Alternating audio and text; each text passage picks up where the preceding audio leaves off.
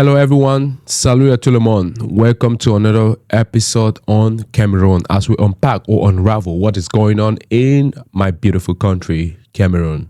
Today we're going to give you guys some updates and the message from Issa Tchiroma Bakary. So stay tuned to the end to enjoy this amazing video. We're going to start. Let me get my phone while I reach you guys a fresh update of the day. So we're going to start in Mutengene. I'm going to put the update on my screen right now. The population of Mutengene, southwest region, came out today in numbers to protest. Light has not been in Mutengene for the past 6 months, and Enyo is doing nothing about it. They got tired of being in darkness for 6 months and are asking and are out asking Enyo to restore electricity. That's what we're getting right now. For the past 6 months in Mutengene, it's town in the southwest region of Cameroon, there have been no lights. This is crazy. If this report is 100% accurate, this is crazy. For 6 months, you can just imagine. We're also getting reports from Biya. There's some neighborhoods in Biya, not all, but some neighborhoods in Biya have been experiencing, electrical shortage. Means some neighborhoods don't have light in Biya too. So this is crazy. For 6 months, just imagine 6 months, no electricity. Think about the businesses that rely on electricity to conduct their day-to-day activities. No light, the basic thing that this regime can offer the people. Light, no light. Roads, no good roads. And leave, they don't want to leave. Instead, they were going to fight to cling onto power and make sure that they're going to frustrate us every single day. But we say no to this, this is the oppression and suppression. How can they not be light for 6 months? Think about a lot of activities that are just going to be on hold. Not everybody can afford generators. People are going to be living as if they are living in the 80s and in the 70s. This is crazy. Other countries are going ahead, but we're going behind, backward. Still yet, the regime don't see any reason, to listen to the Cameroonian people and step down. Because for 43 years, they've done nothing but take us backward every single time. So Enyo, I don't know who's heading Enyo, but you guys have to sort this thing out and make sure that there's light in every part of the southwest region. Mutengene, Biya, Kumba, everywhere. Nobody should be living in Cameroon that have issues with light. Everybody should be connected with electricity. How can we be living in 2025 and people are living for up to 6 months with no light? This is not fair for them, and neither is it fair for us as Cameroonians. Every Cameroonian should be, connected. Light should not be a problem. We have the resources. Why are we putting our people in darkness? This should end. So Enyo, do your job. Do your job and stop all this nonsense. So we're going to go to the next report of the day. And the next report, I'm going to upload it on my screen right now. Jean de Dieu Momo has referred to the move to replace him with another official who will start all from nothing as bad governance, according to him. There is no reason why he should not be included in the next government. He says, it will be illogical for the government to replace him with any other official after his 7 years of hard work and dedication. Which hard work and dedication have this guy done for the people of Cameroon? This is one of the worst.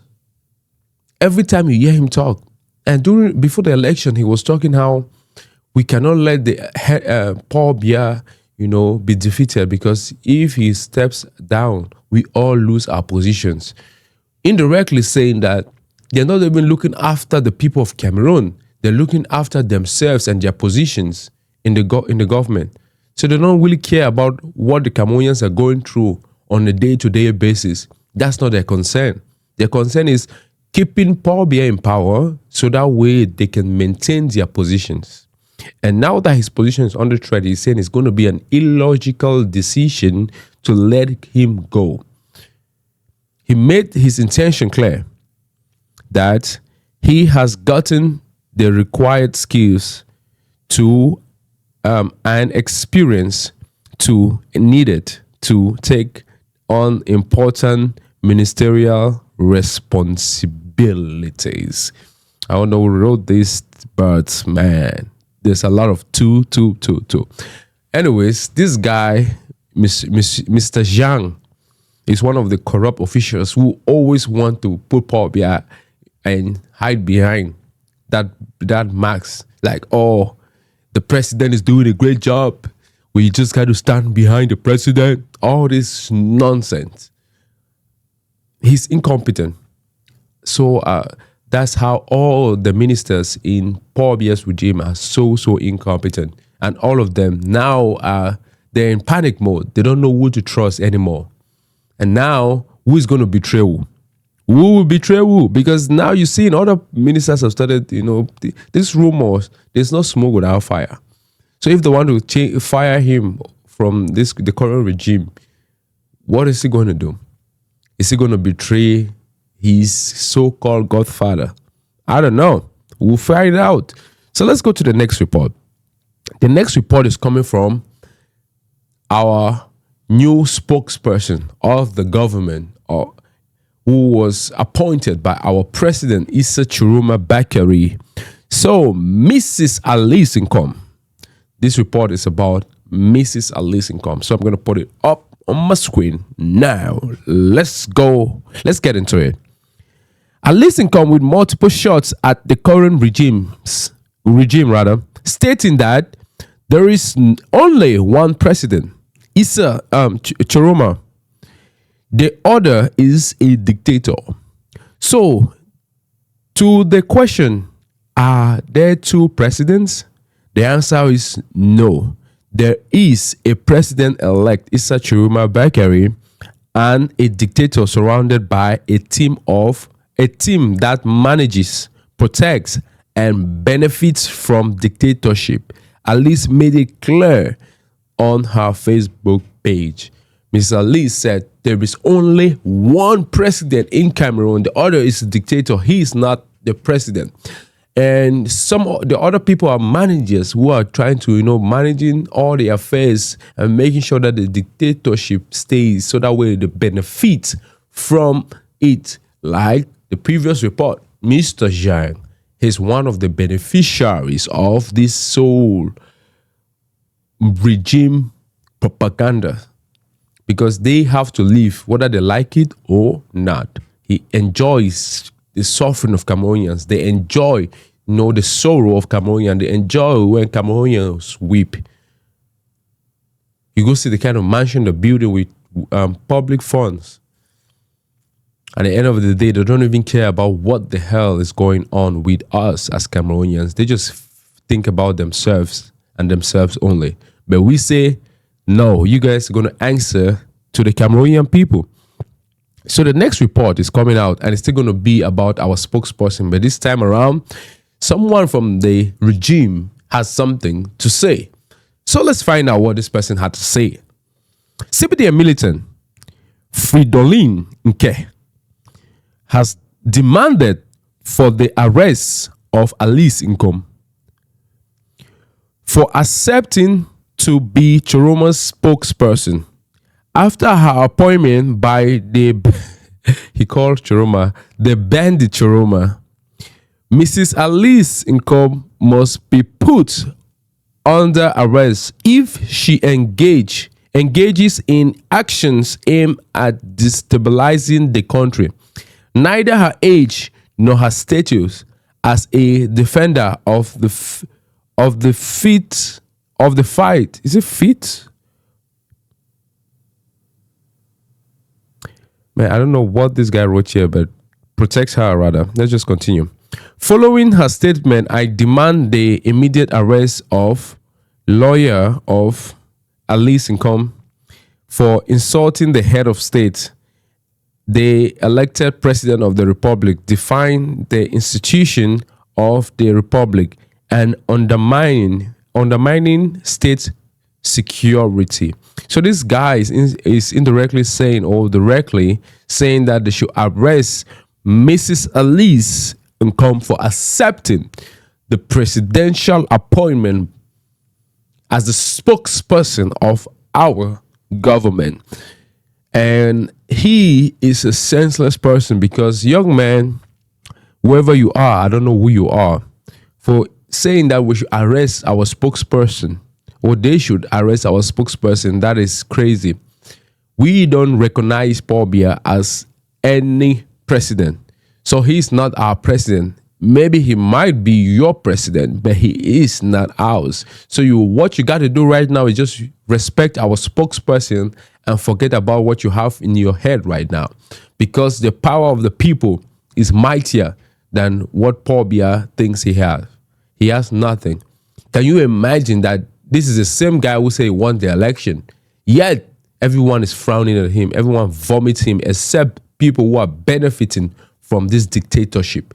We say no, we will not allow the arrest of our new spokesperson. We don't care how far this regime will go, to do crazy things. That's their business, but they have to respect our spokesperson.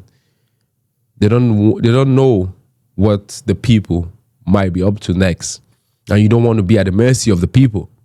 So just stay on your lane and respect the people. And the next report that we're getting right now, so I'm going to put it on my screen right now. Let's get into it. 2025 presidential aftershock. Transport minister blocked from leaving Cameroon. So this guy wanted to leave Cameroon? Interesting. A major twist unfolded this morning at the Yaoundé Simalène International Airport. Multiple sources report that Ernest Masséna, Ngalle, Bibehe, Minister of Transport, was stopped from boarding his flight to Dakar and informed that he was not authorized to leave the country. Police officers on duty reportedly delivered the message directly to the minister, offering no further explanation for the sudden travel restriction. This unexpected development comes at a highly sensitive moment for Cameroon, where political tension remains high following the 2025 presidential election. Key questions now emerging across the nation. What triggered the travel ban? Is this an administrative measure or a deeper political signal? What is happening behind the scenes at the top of the state? A story still developing, and one that is already shaking the political landscape. Wow. So the Minister of Transport was stopped by the police and was informed that he cannot travel out of the country. Why would they stop the minister from traveling out of Cameroon? Is there something cooking behind the scenes that they don't want to inform the public? Or are they already thinking about stepping down? This is interesting because you see, like I said, Yaoundé is on panic mode now. They don't really trust anybody. Maybe they are thinking that this Minister of Transport is leaving Cameroon to go to maybe Dakar or something and start having conversations with our president-elect Issa Tchiroma Bakary. And after the appointment of Mrs. or Madame Alice, a lot of those people in power are panicking right now because they don't know who is going to be the next appointed officials, or maybe there have already been some appointment that they do not know. And is the Minister of Transport one of those people who have been contacted by our president? I don't know. There's a lot of speculation right now at the moment, and people are asking a lot of questions, and the answers are yet to come. So we are going to be waiting for those answers, and we hope that those answers are going to come and serve us right. So let me put a picture of this minister. This is a picture.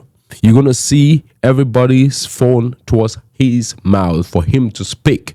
That is the Minister of Transport.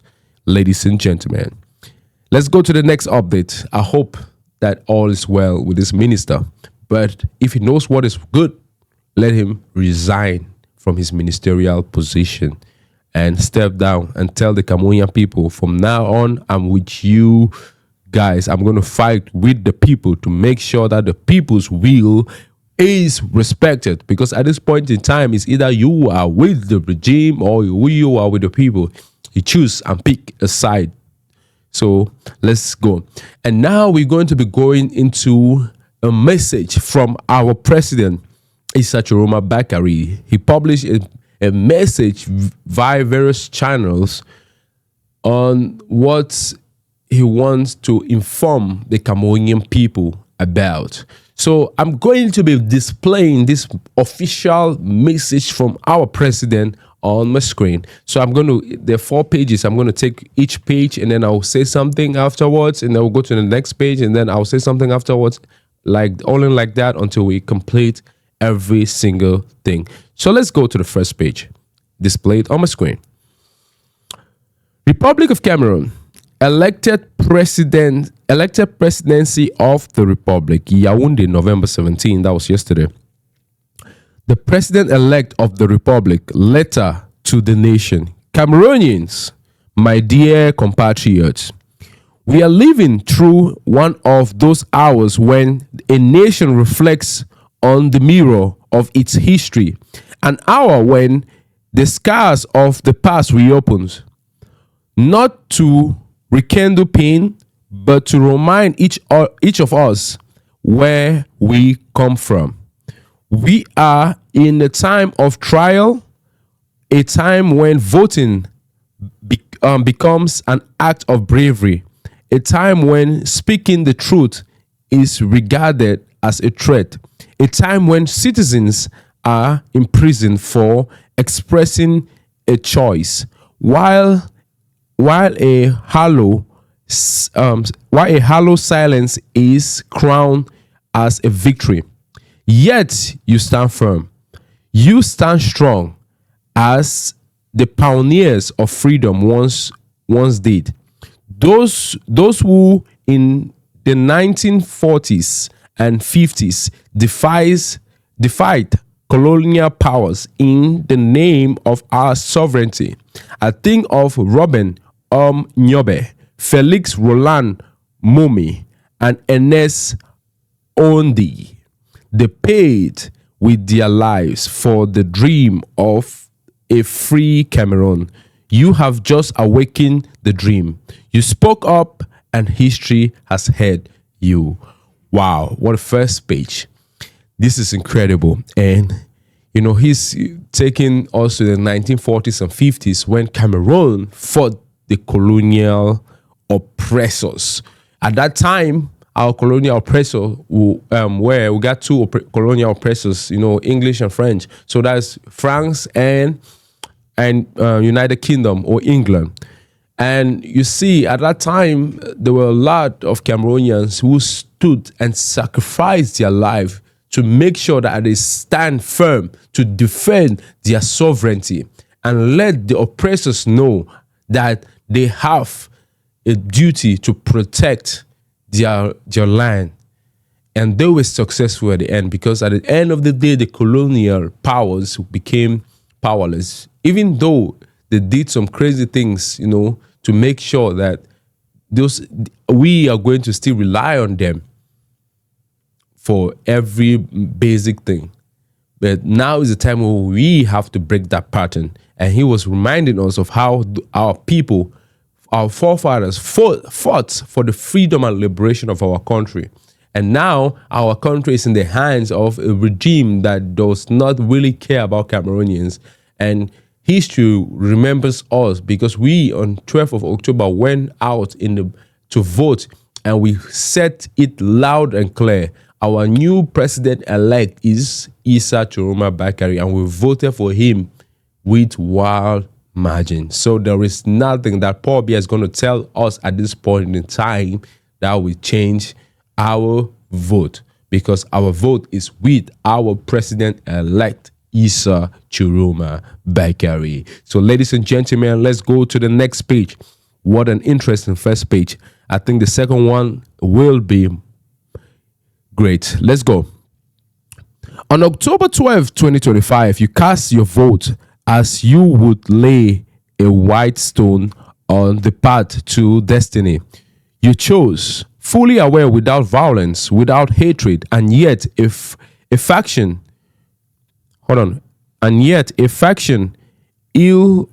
irreversible, an faction within the state apparatus seeks to confiscate this decision. But your choice is irreversible. The truth of the ballot box cannot be erased by decree. It lives within you, in your eyes, in your steps, in your obstinate silence. I am not the opponent of a warning regime. I am the servant of a sovereign people. What we are experiencing is a repetition of history. In 1955, the UPC won at the polls but was banned in the street. Its leaders were hunted down, and the people were struck. Repression became doctrine, but the wind of freedom sings stirred and have never settled. Yeah, man, the second page is quite long, but I just want to say something before we continue. Yeah, in the past, the UPC won the election, but, they suppressed them and they arrested a lot of their leaders. And since then, that's why you see a lot of Cameroonians after a while just be like, even if someone wins, you see like in the 90s when Fronde won the election, everybody was just like, after a while, we're still going to go, we have been suffering, so let's just endure it. We've been enduring for this while, let's just continue. Yeah, that has been the mentality, because people have been like, they don't want to experience what has been happening. Even the Bamileke people, they know what happened, so they don't want to experience the same thing, all that memories. And what the regime do is they keep, putting those things in the minds of people by indoctrinating them. You go to school, you're going to learn about the UPC. If you study history, they will teach you about what happened during that time with the UPC. And if you see how the narrative is, it's going to be like the regime is letting guys know, hey, that thing cannot happen. It's going to be in the favor of this crazy regime. These are some of the things that we have to address when our president is sworn in. That our educational system is washed. We have to make sure that we're building people who are going to be inventors, going to be entrepreneurs, going to be people who are going to create frameworks and opportunities for other people, to build on. Because if we want to continue the way we're doing now, it's going to be hard for us to survive as a nation. So let's go. In the 1990s, cities erupted in the quest for multi-party democracy. Protests were crushed, resulting in hundreds of deaths. Yet political parties were legalized and the people regained a fundamental right, the right to express themselves. In 1992, we had another ridiculous with history.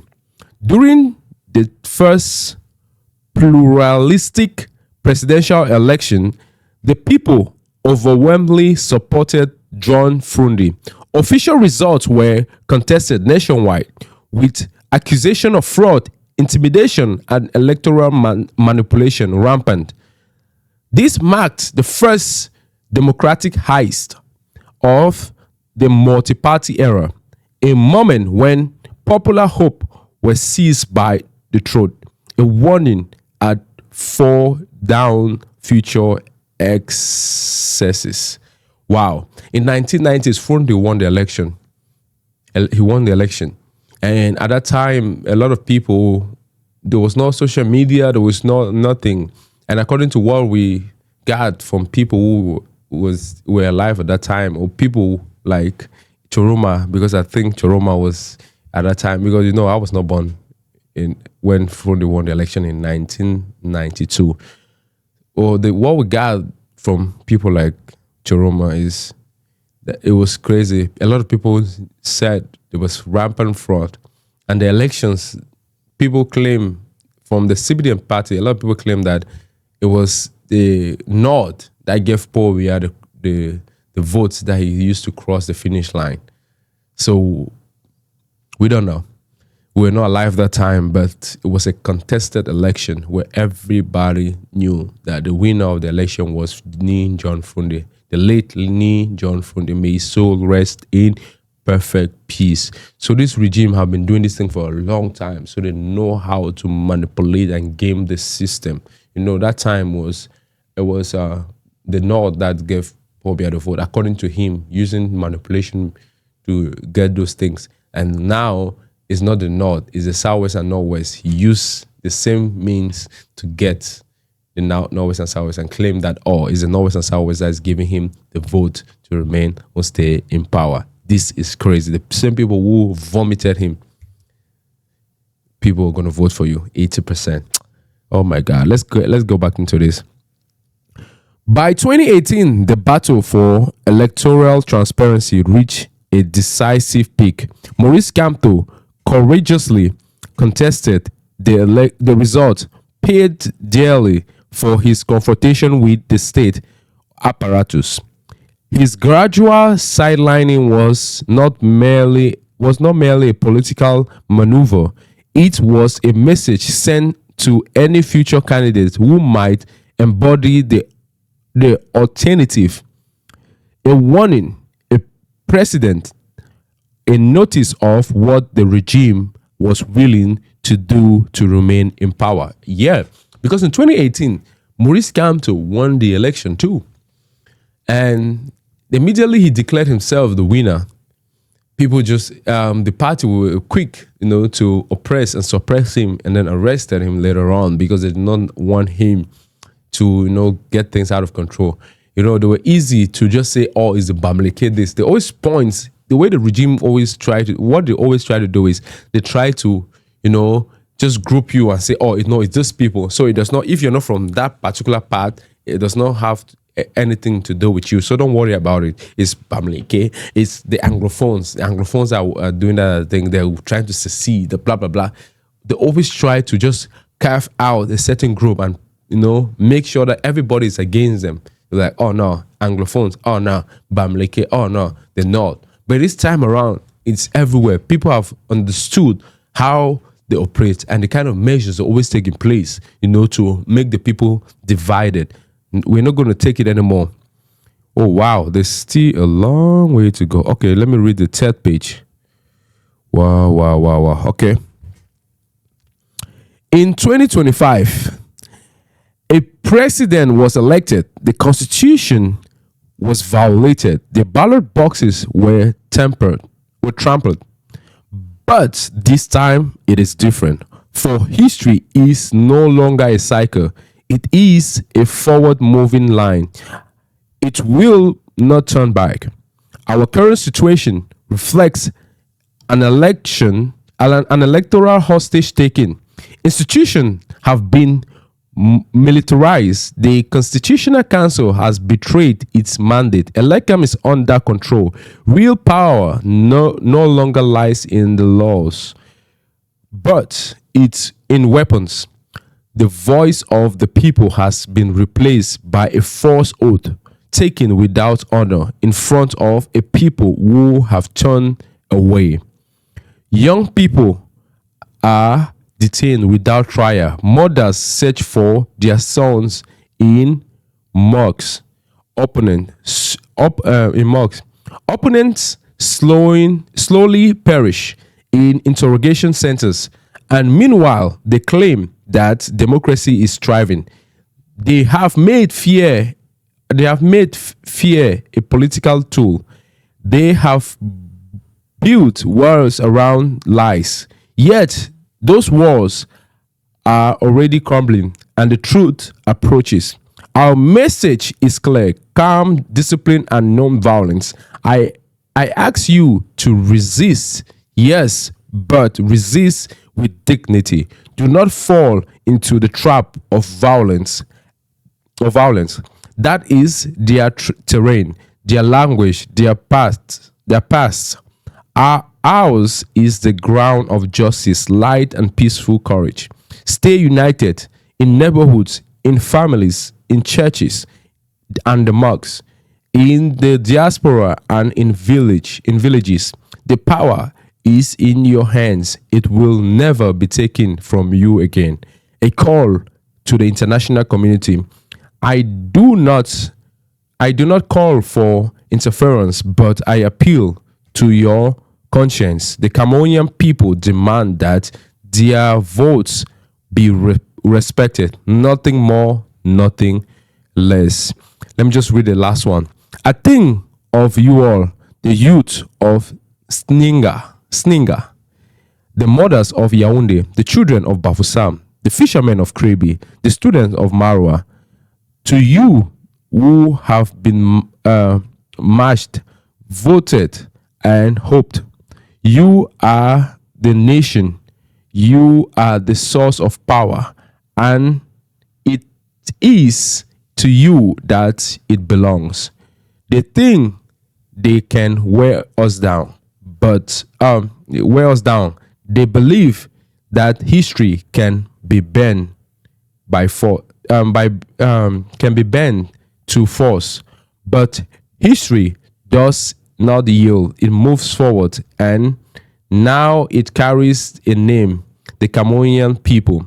Cameroonians, dear compatriots, I tell you this: as soon as I tell you this, as a son of this country, as a father, as a servant, no force can erase a victory won with the heart. No decree can silence the voice carried by millions. No army can withstand a people that rises. The hour is coming. The approaches, and when it does, it will not be mine. It will be yours. May God bless our death. May He support our prisoners. May He watch over our people and protect Cameroon, our common homeland. Issa Tchiroma Bakary, President-elect of the Republic of Cameroon. Wow, what a long. Whew, what a long speech. But man, we tried to read it all. I hope you're still here with me. But he said a lot of things that we have to, break down. But in a nutshell, what he's trying to say is history is repeating itself. And when you see what happens with the regime and the people, you're going to understand, or you're going to notice a common pattern, a common trend. Always try to suppress and send a sound warning to anybody who dares to question the regime, or who dares to say anything that is going to oppose what the regime is doing. They always use that person as an example, or use that group as an example, and try to create fear and panic among other people who were thinking about doing that thing. But this year it is different. The power has gone back to the people, and there is no way that this party will try to take it away from us. And that is the truth. So we have to know that right now we have the power to do whatever it takes to defend our victory, and we're going to rally our support behind our president-elect, Issa Tchiroma Bakary.